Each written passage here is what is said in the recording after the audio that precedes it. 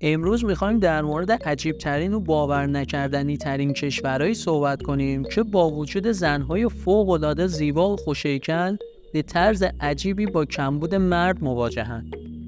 اگه متعلی پیشنهاد میکنم که این ویدیو رو اصلا نبین، چون میدونم که از زن گرفتنت پشیمون میشی. قراره بریم سراغ کشورهایی که توشون زن زیاده و مرد کم. آخرین کشور یه پیشنهاد جذاب برای همه مردها گذاشته. پس حتما تا آخر ویدیو همراه من باش.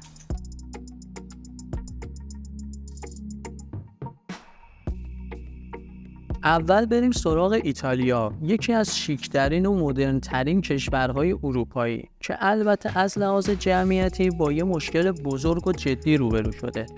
تعداد مردها نسبت به زنها خیلی کمه. دلیل اصلیش هم اینه که خیلی از زنهای ایتالیایی حاضر نیستن که بیشتر از یه بچه به دنیا بیارن. چرا؟ چون سبک زندگی لوکس و مدرنشون نمیذاره.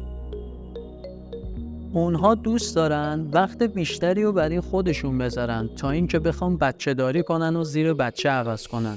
تازه کلی تحقیقات نشون داده که زنهای ایتالیایی ترجیح میدن بیشتر وقتشون رو تو کافه یا مسافرت‌های لاکچری بگذرونن تا اینکه دنبال تربیت چند تا بچه باشن.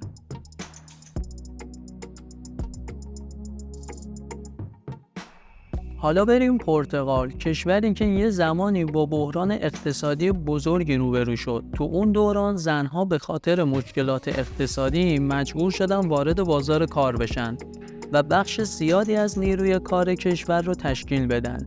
نتیجهش چی شد؟ کاهش شدید زاد و ولد. طبق آمارها رشد جمعیت تو پرتغال انقدر پایینه که بعد از ایتالیا دومین کشوری که کمترین میزان تولد رو داره. خیلی از زنها به جای اینکه بچه دار بشن دارن رو شغل و استقلال شخصیشون تمرکز میکنن. حالا فکرشو بکن که تو همچین کشوری که زنها بیشتر از مردها هستن، زنهایی که توی بازار کار مشغولن اصلاً وقت ازدواج و بچه داری ندارن.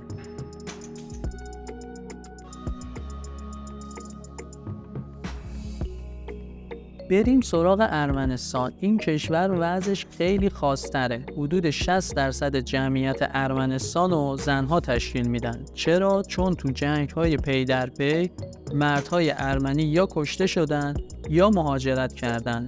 به همین خاطر زنها مجبور شدن خودشون گلیم خودشون از آب بکشن بیرون و وارد بازار کار بشن. حالا جالب اینجاست که تو ارمنستان یه رسم قدیمی وجود داره که مردها علاوه بر زن اصلیشون میتونن با چند تا زن دیگه هم ارتباط داشته باشن. این یعنی تو ارمنستان مردها حسابی بازارشون گرم و زنها مجبورن که این وضعیت رو قبول کنن.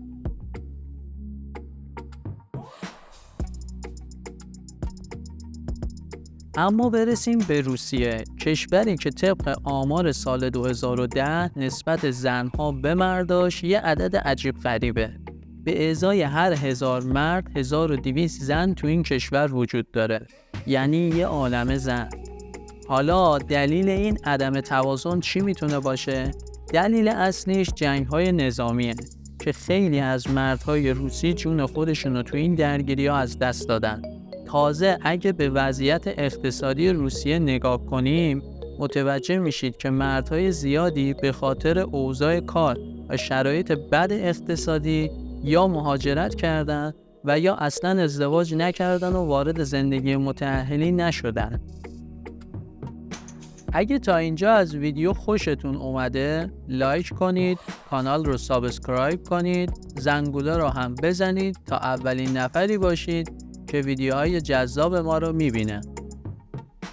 حالا بریم به استونی، کشوری که به خاطر زیادی زنها نسبت به مردها تو دنیا به جزیره زنها معروف شده. تو این کشور زنها حدود 53% از جمعیت رو تشکیل میدن. مردها اکثرا به ماهیگیری مشغولن. زنها بیشتر توی جزیره میمونن و کارهای خونه انجام میدن. یه جورایی این کشور انگاری تبدیل به پناهگاه زنانه شده که مردا فقط برای استراحت سر کله‌شون پیدا میشه.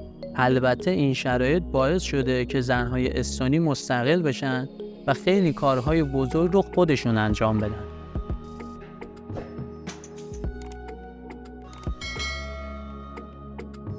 حالا نوبت لیتوانیه. اینجا شرایط خیلی جالبه. علت اصلی کمبود مردها تو لیتوانی به خاطر مصرف زیاد دخانیات و استرس بالاشونه.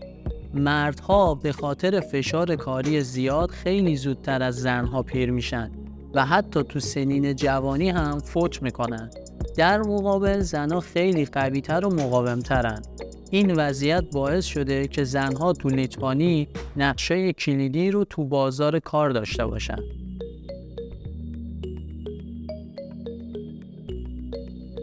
و حالا آخرین کشور این ویدیو ایسلنده، کشوری که با وجود زنهای زیبا و خوشندامش به طرز عجیبی مرد کم داره. اوضاع تو ایسلند به قدری وخیمه که دولت این کشور یه طرح عجیبی راه انداخته.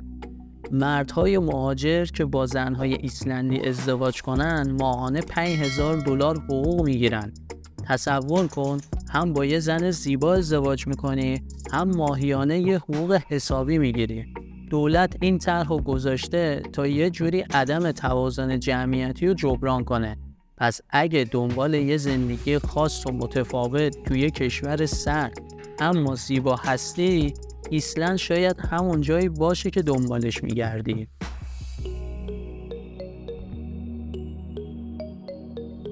دوست داری بری کدوم کشور؟ حتما تو کامنت ها برام بنویس. اگه از این ویدیو لذت بردی لایک کن، کانال رو سابسکرایب کن، زنگوله رو فعال کن تا از ویدیوهای جذاب کانال جا نمونی. بقیه ویدیوهای کانال رو هم از دست نده چون کلی اطلاعات خاص و هیجان انگیز براتون آماده کردم.